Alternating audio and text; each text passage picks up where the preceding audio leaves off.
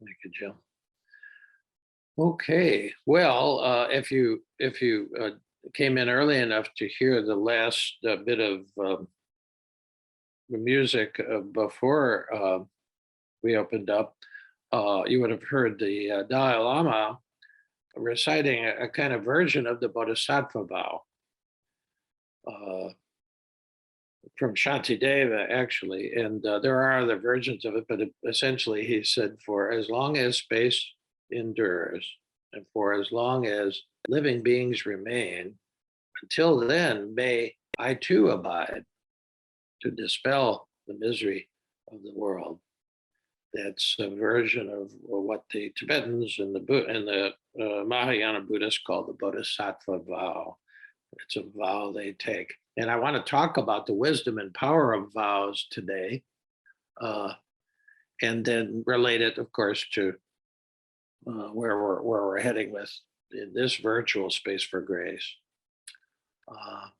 This is it's actually something that came out of working on my op-ed that's coming out Wednesday. This is actually be part of it. So I'll just sort of run through it. We'll open it up a little bit, and then that'll lead us hopefully to some fruitful sitting and sharing at the end. The wisdom and power of vows. There are many different ways of knowing, many different ways of knowing.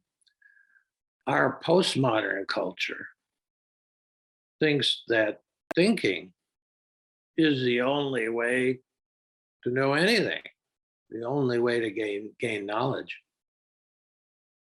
Most perennial wisdom cultures, however, value an integration of rational thought along with somatic, emotional, imaginal, aesthetic, epiphanic, and volitional ways of knowing. Vows, properly understood, vows like the Dalai Lama made, vows properly understood, can lead to a profoundly deep level of volitional knowledge. Volition means will. There's a power of will. There's willfulness and there's willingness. These are sort of the ways will works out. We can approach life willfully or willingly. The Bodhisattva vow is something some people willingly take. Vows are not like commandments. Commandments are meant to be kept or broken. Vows are more aspirational, more directional, more like the North Star. Even though you can't ever reach the North Star, following it can help you course correct when you've lost your way. The reason folks set out on a path and the reason that they stay on a path are not the same reasons. That's an interesting thought to let sink in. The reasons that folks set out on a path, the reason they stay on the path are not the same reason. The reasons we continue in a vowed relationship to another person,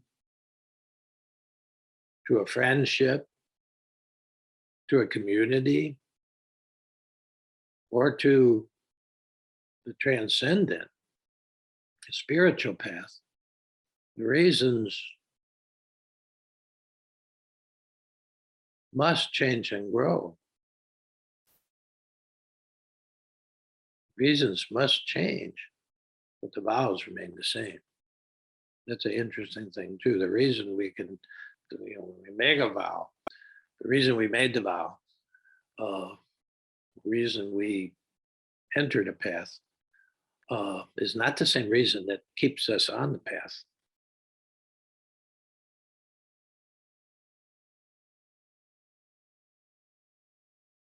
Here are three vows, and I'm just going to offer these three vows that have kept me growing on the spiritual path for more than 50 years. As I thought about it, I could, as I was writing this, I said, well, what really are the implicit vows that underpin my journey and what's really kept me on the path for more than 50 years.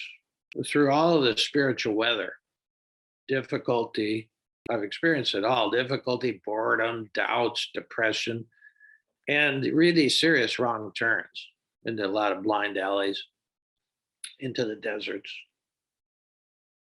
Uh, but the willingness to follow the vows of listening, presence, and transformation, those really are the names of the three vows that have been implicit in my journey.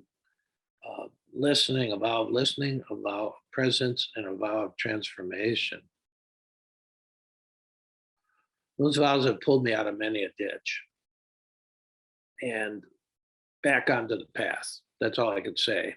I really looked at what I was writing this. I looked at all the 50 years, and those really are the implicit vows. I'm sort of making them explicit now. I'm just giving them a name, but it's a vow of listening, a vow of presence, and a vow of transformation. Vow of listening depends on the heart. The ego mind is like a 24/7 talk radio station. At least mine is. I don't know what yours is. It's like, yakety, yakety, yak, it's almost like Rush Limbaugh in my head. But the heart listens. The mind talks endlessly, but the heart listens in the silence. I start my day listening to other voices. That's key for me. I start my day listening to other voices by reading the words of saints and sages, mystics, sacred scriptures from all the traditions. That's really how I start my day. The monks at the monastery call that Lectio Divina, sacred reading. And mostly they would do Jewish and Christian scriptures, but I think it's just important to start the day listening to some other voice than the voice in my head that tells me it's too early to get up. That's the first voice I normally hear. Okay. Or what's the point? Or you're tired, sleep in. I hear all those voices all the time. Some of them are a little pretty insistent. But to get up and listen to some other voices, Tibetan Buddhist, Christian, Sufi, listen to scripture and all the traditions. I find that practice of listening important. What do you listen to when you get up? And that's important for me. And this helps me to be more open to other people's voices and other people's views throughout the day. Starting with my wife, she's usually the first. Start with Pam, she's the first person I meet. It helps just to take a break from listening to my voice. So that's about listening.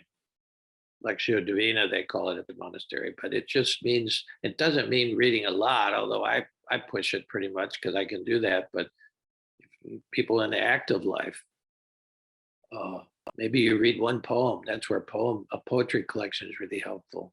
Read one poem, a short poem, a haiku, even if you're rushed, but something other than what's running through your mind incessantly. That's the vow of listening. But it depends on the heart. It's not just scanning a poem or reading with the eyes and the mind. It's reading with the heart. And certain literature is geared to heart, to listening to that voice on the page. The voice of Rumi doesn't sound like anybody else's voice. The voice of Merton doesn't sound like anybody else. You see, the voice of Teresa of Avila, absolutely unique. Listen to these voices in all the traditions. Make a practice of it.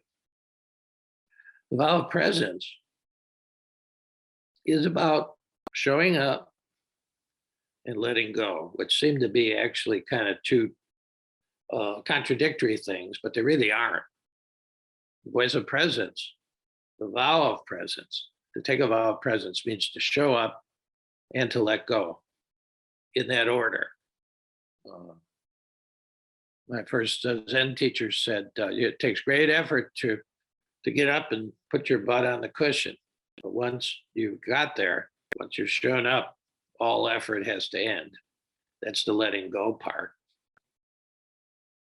I practice, getting up and formally put my butt down and sitting in silent contemplation a couple times a day. I can do that morning and afternoon. Uh, the amount of time is not important.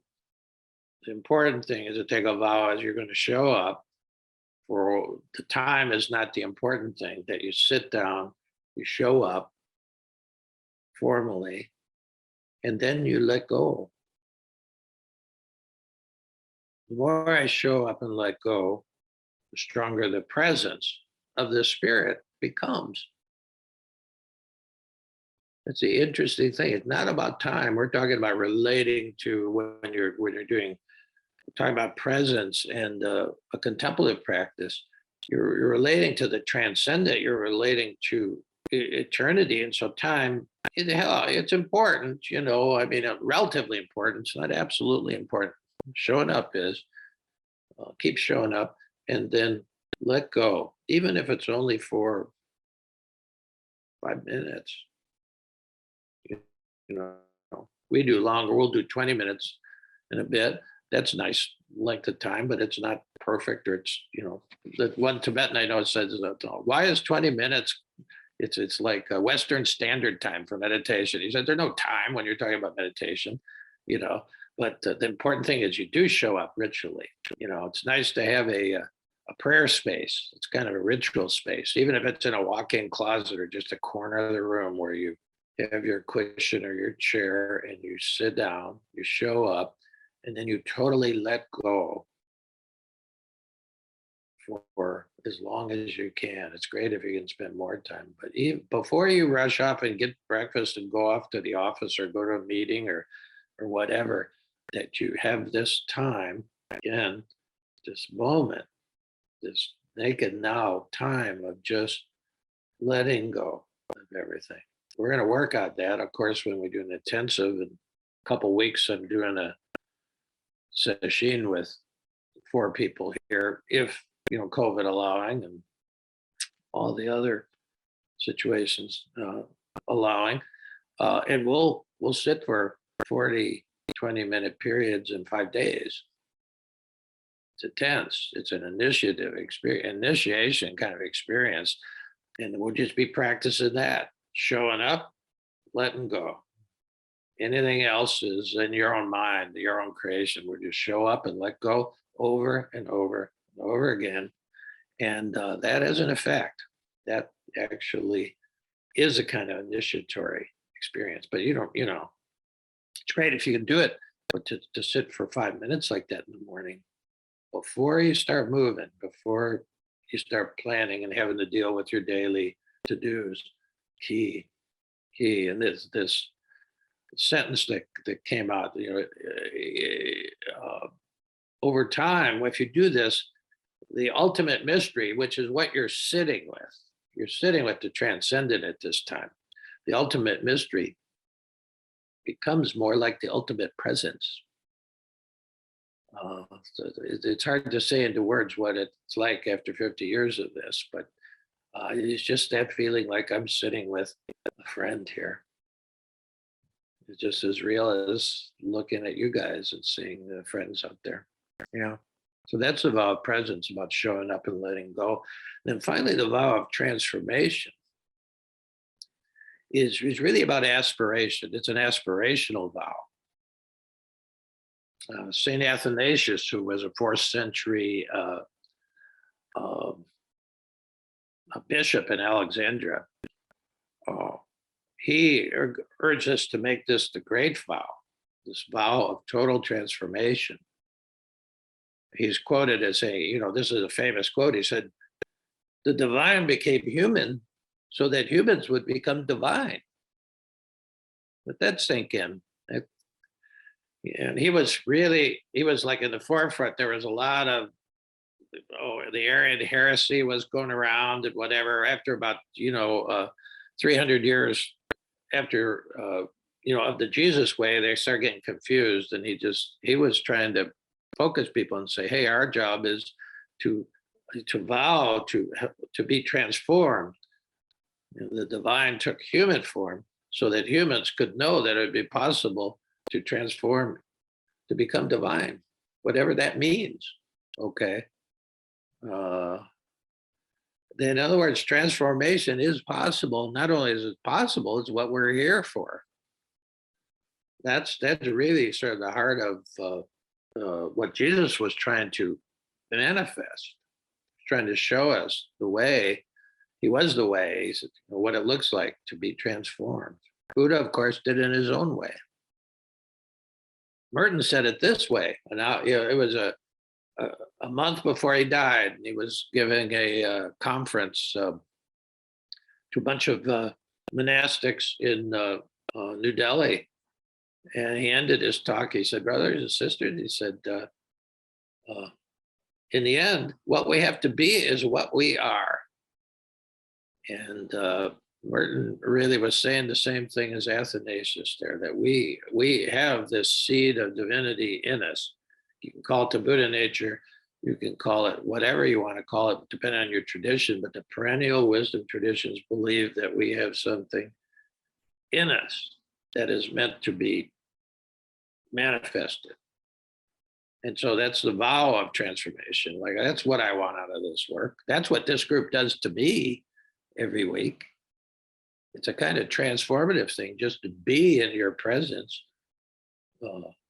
I spend all week thinking about what to say and then sitting with it, and then eventually coming up with something, because that's, really, that's part of my work during the week, is just to ponder something hopefully inspirational.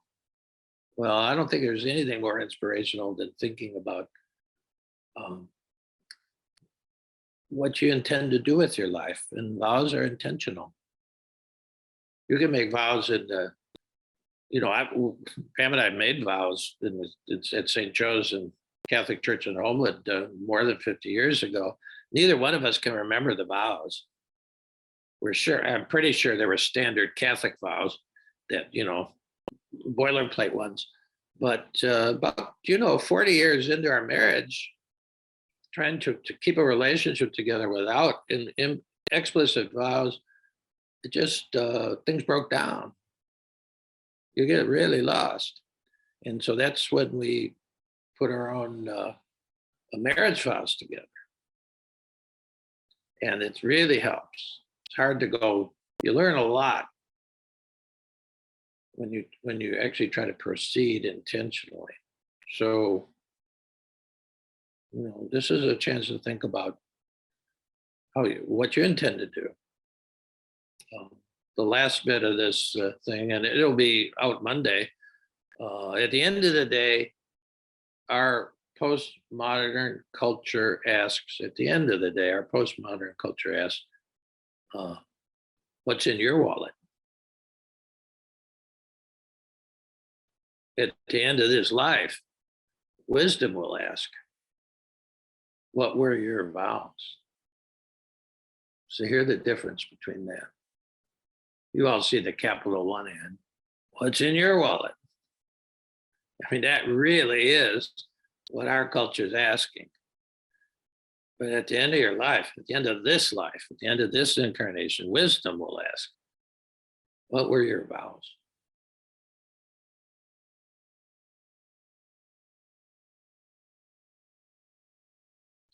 Okay, well, let's take a few breaths, because we're going to,